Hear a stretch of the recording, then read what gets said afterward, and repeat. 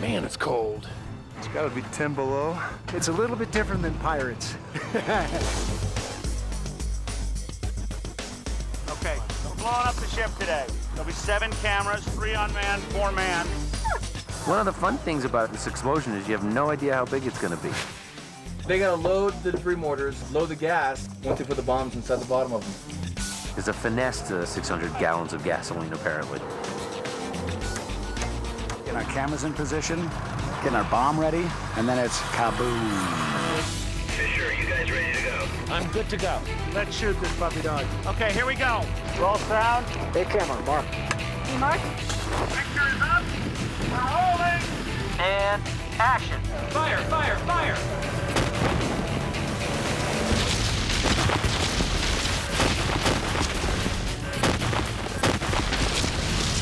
That is a cut. Is everybody okay? That was great. Well, I'm gonna get straight to the point. Someone's gonna steal the Declaration of Independence. Oren Aviv came to me and said they had a great idea for a movie, and what if somebody had to steal the Declaration of Independence? I love caper movies, I love heist movies, I love adventure films. Suddenly all of that was happening in one movie, and I got really excited. John P. and Oren Aviv from Disney came up with this idea, and they put it into development. They were developing it for quite a while, but couldn't quite bring it home. I'd heard Jerry had secretly read it and knew about the project, and that was a good sign because he was interested. So we talked and we thought, you know what, bringing both of our strengths together could be a really good thing. You know, we jumped in as we normally do and figured out a way to solve the script problems that had been bothering them and, you know, got it to a place where Disney said, hey, I think we like this, we're gonna make the movie. Usually in a treasure hunt movie, the trick is how do you get to the treasure? In this film, how do you get to the map? Mark? Action. I'm gonna steal the Declaration of Independence. You take a premise that's so outrageous, who would ever think of stealing the Declaration of Independence? And yet, that's what we do in this movie. Get out of there. Get out of there now. I'm taking the whole thing. I'll get it out in the elevator. Here's the action. I shot 1, 2, 3. That bullet hits 1, 2, 3. When he gets hit with the bullets, he's gonna go back against the elevator door. You can't storm in and bully your way into the National Archives. It's very complicated. This isn't something we've made up. Bang, bang. We're in. We went to people who have that kind of skill. They're on our side of the law, and said, if you had to steal a document out of this building, how would you do it? Okay, here we go, very quiet, please. Let's go hot. We're hot. And action. Gun comes out. Fire, fire, fire.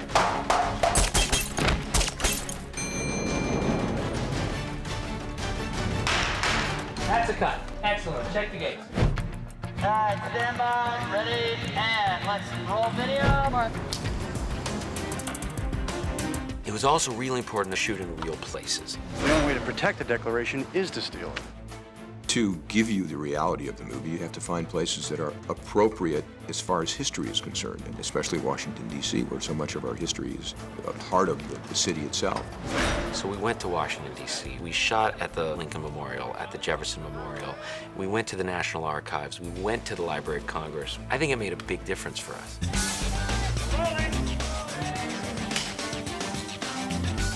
Probably the most amazing scenes was we shot on the top of Independence Hall where the Liberty Bell used to be, because not a lot of people get to go there, you know, up into the bell tower, which is a rare chance to even be there, let alone shoot there. How cool is this? This is really rad. Hey, Mark. Action. All right, I'm gonna go down there, and you meet me in the signing room. Let's go. It's kind of incredible to me, standing in the room where the Declaration was, in fact, signed by all the founding fathers. The last time this was here, it was being signed. And I thought, wow, it's amazing how young our country is and how important this place is.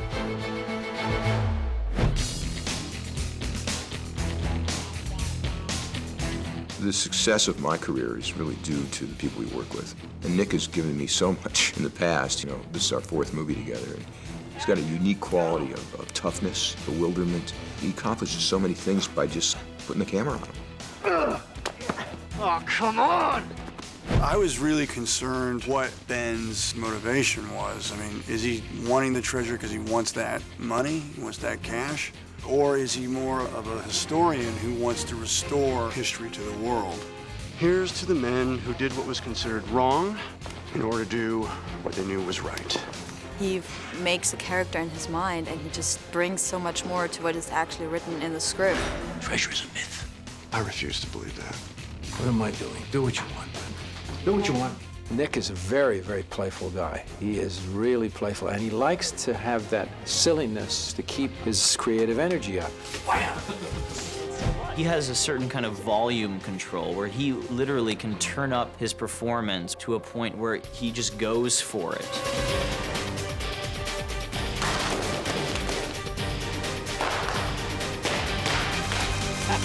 Got it? That was pretty cool. For me as a director, directing a small romantic comedy or directing a huge adventure film, it's the same job. You show up every morning, you're dealing with the actors in terms of getting an authenticity to their performance and the dialogue. You're telling the camera crew where you think the best place for the camera is so that you can tell the story. You have to work out exactly where you're standing at the moment that you're He's an actor's director. This is a guy that's in charge of a million things a day, taking care of effects and the photography, and he's always aware of the performances first. Just pick up all that action. Actors appreciate it because the final product is always more powerful when there's that harmony between director and his actors. I found something. Cut. Very good. Very good. Go! There were a lot of challenges for that DC car chase. We're dealing with the catering truck, which doesn't go that fast. So we had to make something exciting without making it your traditional chase. You move, that's it. And then I got up there. That's it. Yeah, we got tossed around quite a lot in the catering truck. We were going over bumps in the road at incredible speed, so that was quite interesting with pots and pans falling on your head. Grab on for your life at that point. And hang on and swing.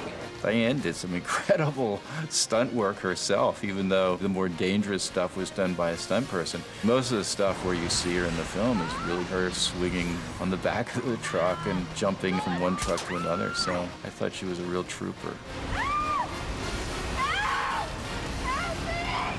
Those days were like the hardest. I had to go on a vacation afterwards for a week. I felt, so sore. Oh, no. Set and action.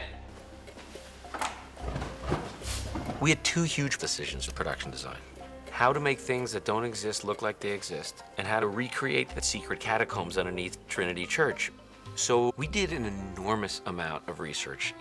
We visited many Masons' temples, and they told us about their symbols and their rituals, what the unseen eye did, what a certain type of cross did, and so on. It's very complex, and we incorporated that. So that automatically gave us a logic and a look, which is always nice.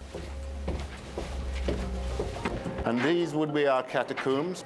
Remembering in our story, this has been hidden from the public for about 300 years. But we talked about how long it should be. Should it be a straight catacomb, or do we come around the corner slightly so it starts to reveal itself? Ben and Abigail and the gang would actually come down the shaft in elevators, which you can see being operated there. It all works on hydraulics and counterweights. Our job at Asylum was to make the shaft look as large and scary and as realistic as possible. We had to combine our 3D model with the live-action environment of the shaft. 3, 2, 1, go! It's a big set, but it's not bottomless like it was supposed to be, so we had to extend the set even further. You want to see that it's very deep, and yet it has to be believable as a structure that's made from wood.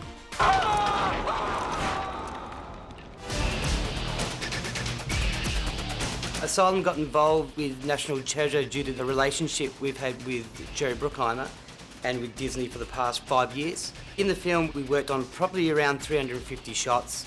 We talked a lot about the opening sequence of the film. In that sequence, we had some motion footage scenes where we had to do a lot of atmospherics and obviously a CG ship.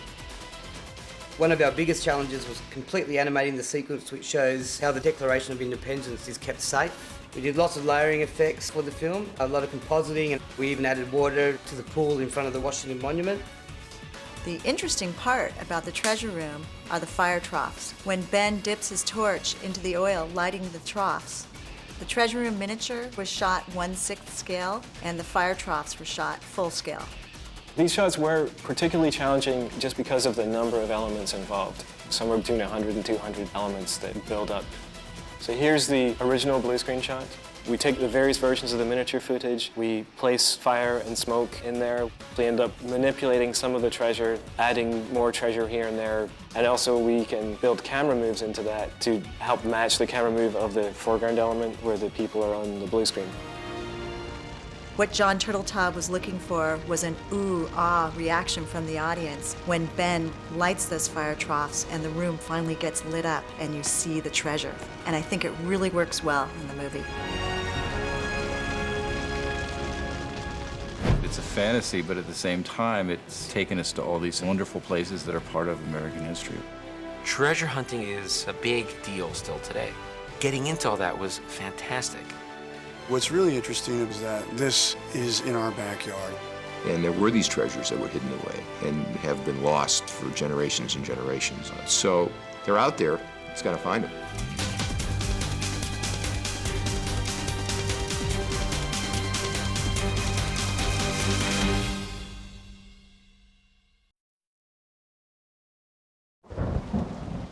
Okay, here we go. Our founding fathers had a secret, What was the secret? a treasure.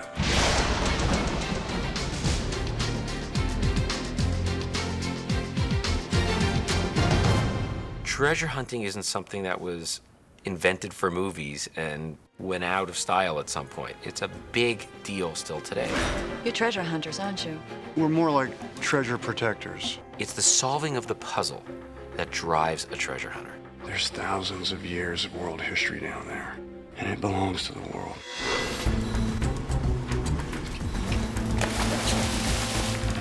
I think what inspires me most about treasure hunting is bringing the history to life. We're about 3 miles from that peak over there. It's not so much an obsession with the wealth, because that wealth may or may not happen, and more often than not doesn't happen, but it is an obsession with the history. It's got a glaze on the inside, and then on the outside it's got some blue paint. It's full of romance and adventure and history. That little flower pot. It really becomes a way of life, and there's so much to learn.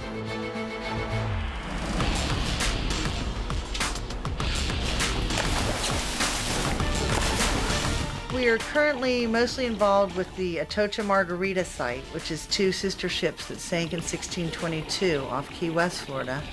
And we are also focused on the 1715 fleet, which was 11 ships that sank in a hurricane on the east coast of Florida. We have research on over 1,000 Spanish galleons that sank in the Caribbean. That's very time-consuming just to do one and do it right. The archaeology is a very important part of it.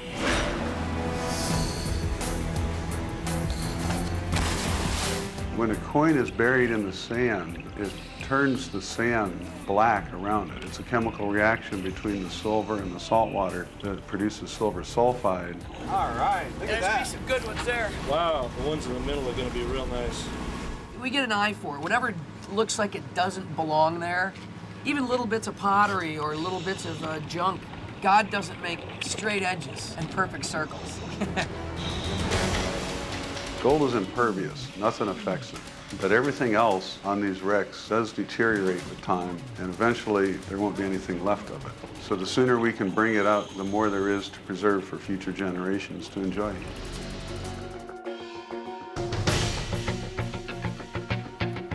I got started treasure hunting when I was 11 years old in the Guadalupe Mountains of West Texas, and I was hooked, and I've been going ever since.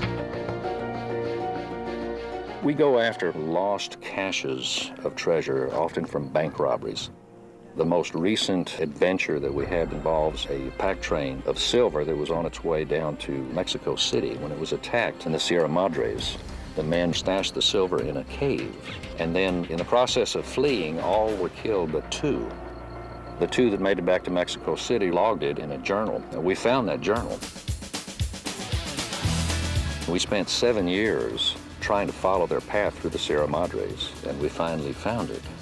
One of our party was walking along the cliff face, and we heard him scream, and we thought he had been bitten by a rattlesnake.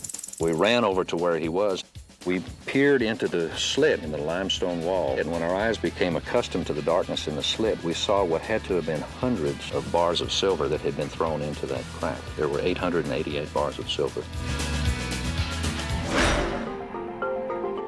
When you find it, that's just the beginning. Then the conservation work really starts. Hello, Mel. Hi, Mel. My father was one of the pioneers in treasure hunting, and he made it possible for us all to continue on. Mel started the Mel Fisher Maritime Heritage Society, and hopefully that'll be a repository forever that people can learn from the adventures and the recoveries that we've been doing all of our lifetime. When we first started, the way the people cleaned stuff was they would dip it in acid, but in a few years it would start crumbling apart. So my father developed these conservation techniques, this reversed electrolysis that we use today, which cleans the artifacts. It takes a lot longer. A coin will take a couple of weeks, but when you're done, you have a piece that will last forever. 99.9% of the stuff that we find takes weeks, months, and sometimes years to go through the electrolytic process to preserve. This is copper and lead sheeting from the shipwreck. And this is pottery. And that's an artifact of some sort. We don't know what yet. Every piece is recorded. What I'm doing here is taking all the data from the excavation boats that are actually digging and doing recovery work and bringing them into a charting program so we can see how the trail of the Atocha is developing. Each one of these colored circles represents an artifact. The purple, for example, is silver coins. The yellow dots, that's gold running up the trail. Blue, that's pottery, and green is iron artifacts. And it's kind of like following a trail of breadcrumbs through the forest. I study these charts a lot. You'll find me at times just staring at the chart and your mind just starts thinking different theories and ideas. Maybe a chest of coins broke up and scattered through here. Or you could just look and see the yellow and see a trail of gold going this way. This trail is 8 miles long. That's about a couple years of work there, so it's a long process. I really like seeing kids come through the museum and they get all excited when they see the treasure and they start asking questions about history that maybe they would have never asked before. There's all these magnificent items that are buried down there. Once we find them and bring them up, we can put them on display. People can enjoy them from now on.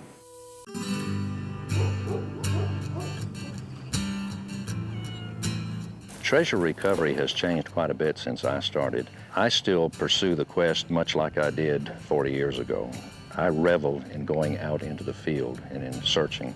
Others tend to be more high-tech oriented, and we have at our disposal these days a lot of technology, including sonar and precise metal detection. For what we look for, that is the buried treasure, the hidden caches, we found these tools not to be that useful to us. Most of what we look for is hidden so well that metal detectors don't reach it. It's basically the dogged work in the field, which is what we love. And tie the animals to that tree over there, and then we can do the rest of it on foot. For a young person interested in treasure hunting as a way of life, you have to understand that a great deal of this involves research. Probably 90% of any hunt involves research in the libraries, studying topographic maps, geologic maps to try to get some feeling for what you're up against. We have come to appreciate the history to the point where we chase down the history with the same energy that we chase down the treasure. Treasure hunting is a rewarding hobby, very rewarding hobby, and just a lot of fun. The most rewarding aspect is not the monetary reward. It's the healthy atmosphere, it's the camaraderie of other treasure hunters, and learning about a lot of history. And that's what I love, is the history. Normally, you don't need a permit. If you are on private property, then you need to go to the people that own the property. But the beaches and the city parks and things, no, you can just go. To a young beginner, you don't have to buy a very expensive metal detector. $99 will buy you a nice little start-out metal detector, and you can go out and find the same thing us experienced people find. The biggest tip to anyone just starting this hobby is to be courteous, do not dig holes, and don't leave a big mess. Good luck on your treasure hunt.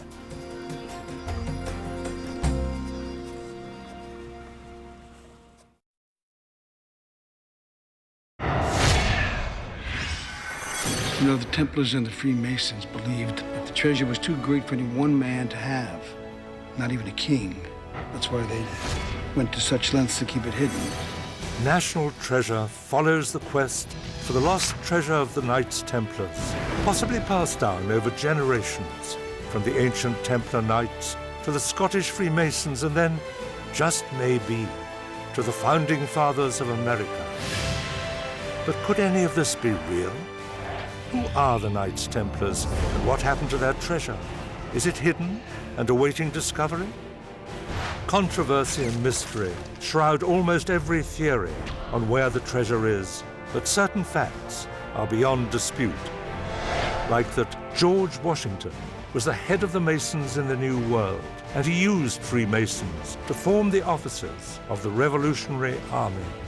Nearly half the signers of the Declaration of Independence were Masons, and a number of people involved in writing the Constitution were Masons. Paul Revere and John Hancock were Masons, and these founding father Masons, they just may have known something about the Templar treasure. So, who were these Templar Knights who had accumulated great riches over the centuries? They were formed in 1118 in Jerusalem to protect Christian pilgrims in the time following the First Crusade. It is widely held that they uncovered King Solomon's treasure in Jerusalem about this time. Over 2 centuries, they carried the treasure they had captured back to Europe, and they grew in power until the King of France, threatened by their growing might, had nearly all of them seized at the same time. If one goes back in history to see what happened to the ancients, they were suppressed. A large number of them were arrested, tortured, and some killed. Even the Grand Master was killed. This was Friday, the 13th of October, 1307.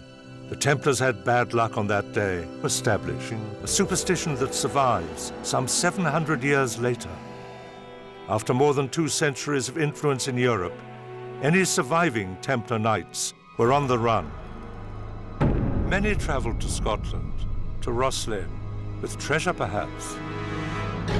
In Scotland, they found a convenient way to meld into the society by joining the Masonic lodges. The Templars designed the most mysterious stone chapel in all of Northern Europe, at Rosslyn, perhaps with an eye towards hiding the treasure. The film claims the treasure found its way to America, but could that be so? Parkington Lane.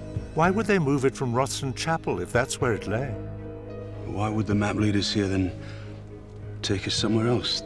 At the end of the 14th century, life was difficult for the Templar Knights, and the treasures were not safe, as England was determined to have Scotland as its own. The Templars intended to establish 2 colonies in the New World, one at Nova Scotia, another to the south, in what is now New England. But what of the treasure? Was it later brought here? Wherever Masons went, they brought their marks. Wherever Templars went, they brought their marks. So 3rd degree Master Mason. Could American Freemasons, centuries afterwards, decode the clues of a Templar treasure map? I was greatly impressed to see the relationship between our forefathers and Masonry. About half of the people who signed the Declaration of Independence were Masons. A number of people involved in the writing of the Constitution were Masons. Benjamin Franklin was a Mason. It is conceivable that the American founding fathers, many of whom were Masons, could decode clues left behind in a new world. Our quest to retrace the journey of the Templar treasure through the centuries has led us from Jerusalem through Europe to New England. Was this the final stop? Right now, all we have are mysteries. Mysteries and tantalizing clues. There was once a great treasure, and the question remains, can something like that simply vanish? Or is it out there, waiting for us to find it?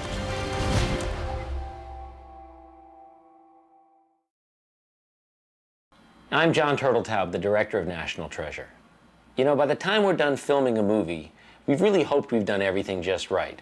But the fact is, if you put together all the scenes, everything we shot, every line of dialogue, a movie ends up being about twice as long as the movie you end up seeing in a theater. Our edited version for the first rough cut of this film was close to 4 hours long. Well, we're certainly not going to show you a 4-hour movie when we're done. So what we have to do is nip and tuck and take little things out, and sometimes you take some bigger things out. It's rarely because there's anything bad or wrong in it. It's just about getting the recipe right. We all like sugar, we all like salt, but if you got too much salt, the cake's not going to taste so good. So here's some deleted moments, some deleted scenes from National Treasure. Charlotte. Who's Charlotte? I don't know. I know only that the secret lies with Charlotte. Find Charlotte, Thomas. Find the treasure. I will. I will.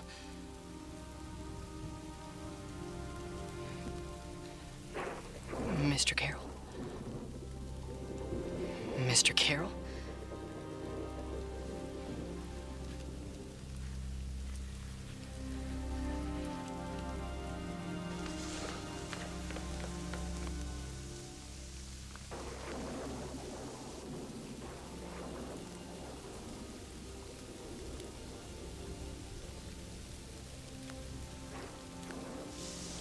Come inside, boy. You're soaked to the skin. President Jackson, sir? Mr. Carroll, he told me The treasure. You know of it? Oh, he told me that story 100 times. Each time he'd forgotten, he told it before. Good story, though. Well, he said Charlotte has it. No one knows what that means, including him, if it means anything, which I doubt. The treasure is a legend, best forgotten. Only Thomas didn't forget.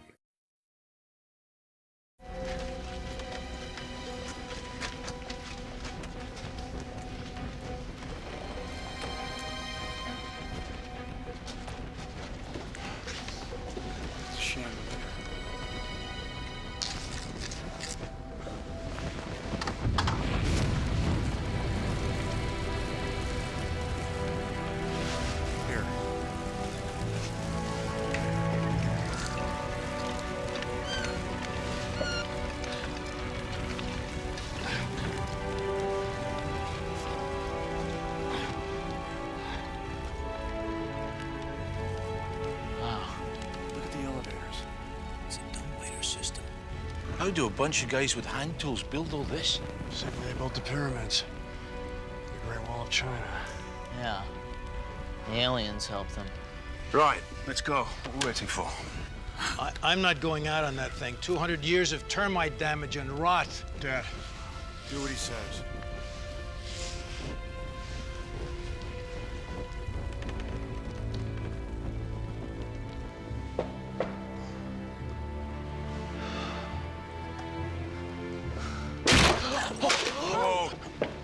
Careful. Watch your step.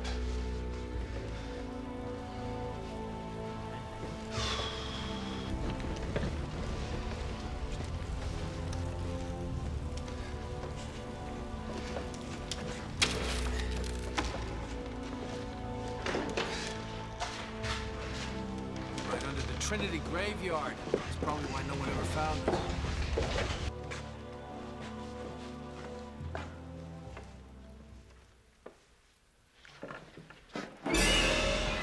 Oh! Ah! Ho! Ho! Ho!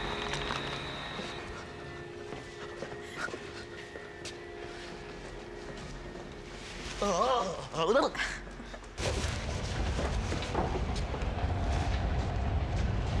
What is that?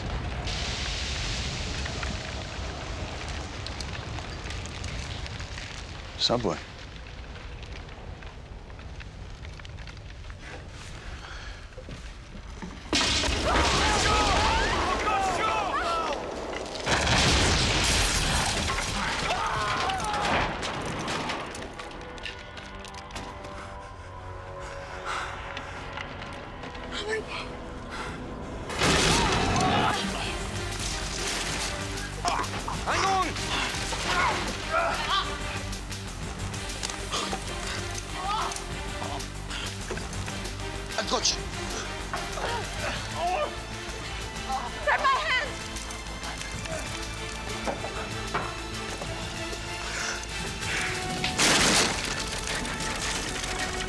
Get on the elevator.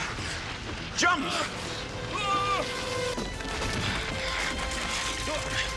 It's okay.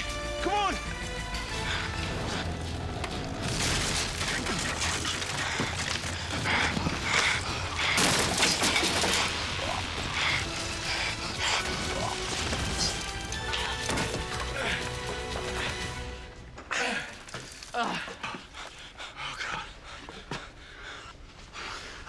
Ian, we can't go down this way. We'll leave. We'll come back. We'll have safety gear and an exploration crew. No. We find the treasure. Now get on the elevator. You saw what happened to Shaw. Hey! Wait, no!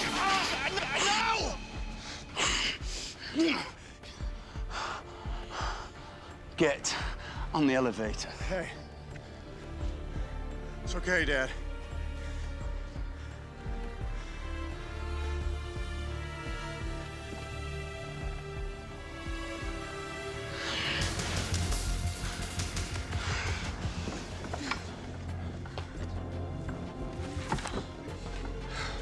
Okay, let's go down.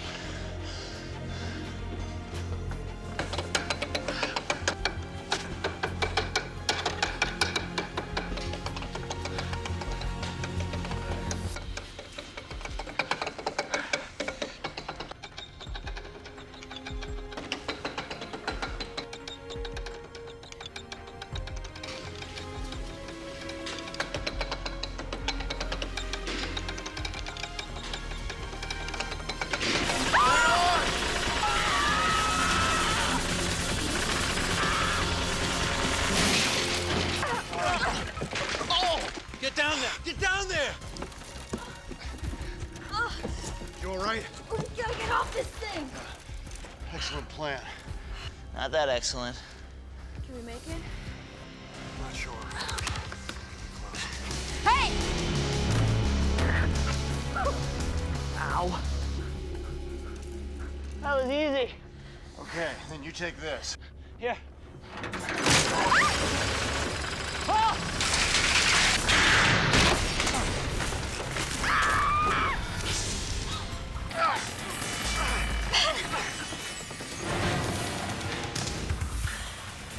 The declaration. Do you trust me?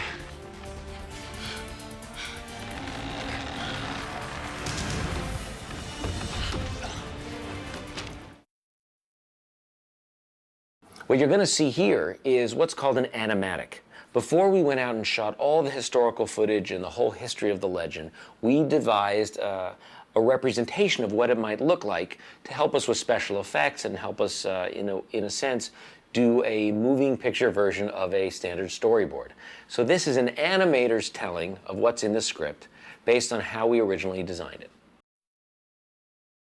Mr. Carroll told Thomas about the most spectacular treasure in history.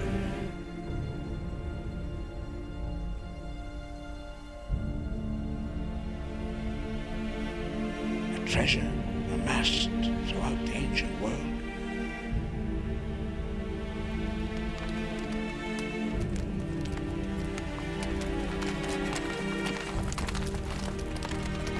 A treasure amassed over all the continents.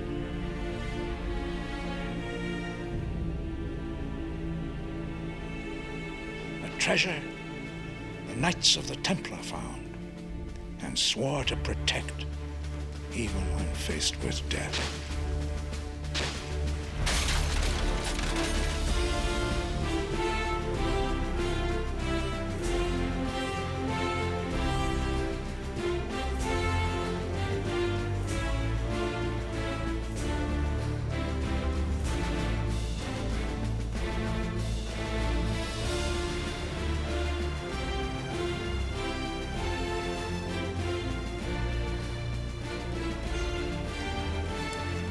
You see, the knights believed a treasure so great was not meant for any one man, not even a king. Now, some came to believe that it was buried in Nova Scotia, But Mr. Carroll told Thomas that the treasure had been hidden by the Freemasons, who were descendants of the Templar Knights. This brotherhood of Freemasons included such men as Benjamin Franklin and George Washington. No one man knew all the clues. One by one, like the treasure, they were lost. Except for the last.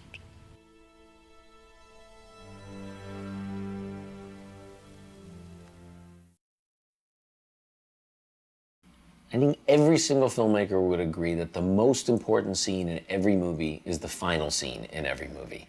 That's the one that lets the audience go out of the theater with the mood you want, the attitude you want, and it's the last thing they remember. The final scene we had shot, we thought was going to work really well, and we liked it, but it did a few things with the audience we didn't like. The audience felt we were trying to set up a sequel, which we weren't. We were just trying to show that the characters were had the spirit of treasure hunting still in them, but the reception wasn't quite right. It also was indoors, and we thought, you know, let's open this up and give a better spirit to the end of the movie. So this was the original ending that was shot for National Treasure.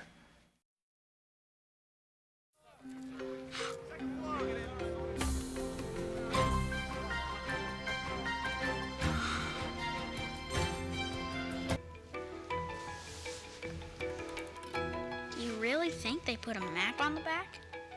Nah. It's a plot to make us learn history.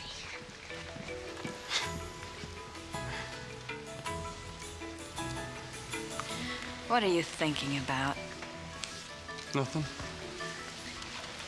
There's nothing on the back of the Constitution. I wasn't thinking that. Are you sure? Already checked it out. During the War of 1812, Andrew Jackson and Jean Lafitte scuttled a ship carrying $7 million in gold. Gulf of Mexico. I'm just saying. Oh, no. Guys, one request. Do you think that maybe we could keep some of the treasure this time?